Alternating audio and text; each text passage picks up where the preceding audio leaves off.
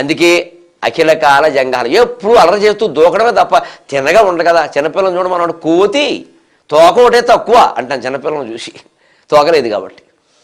చిన్నపిల్లలు అలాగే ఉంటారు. పెద్దవాళ్ళలాగా 80 ఏళ్ల వాళ్ళలాగా చిన్నపిల్లలు మడత కుర్చీలో పడుకుని దినపత్రిక చదువుకుంటూ కూర్చుంటారా? ఎవడు చదువుతాడండి?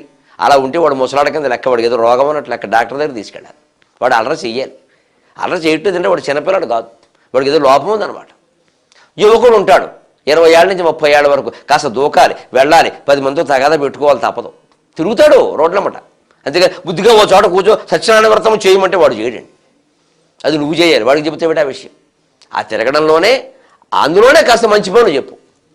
వాడు ఎవరితో గొడవ పెట్టుకోకుండా మంచి కోసం పోరాడేలాగా, మంచి కోసం తిరిగేలాగా, మంచి పనులు 10 రకాల నెత్తి మీద వేసుకునేలాగా, ఏ తుఫానో ఏదో సునామీయో వస్తే ఆ బాధితులకు సేవ చేసేలాగా యువకులను ప్రోత్సహించాలి తప్ప ఇంట్లో కూర్చో అనకూడదు. ఊరికే ఇంట్లో కూర్చునే తత్వం కాదు వాళ్ళది.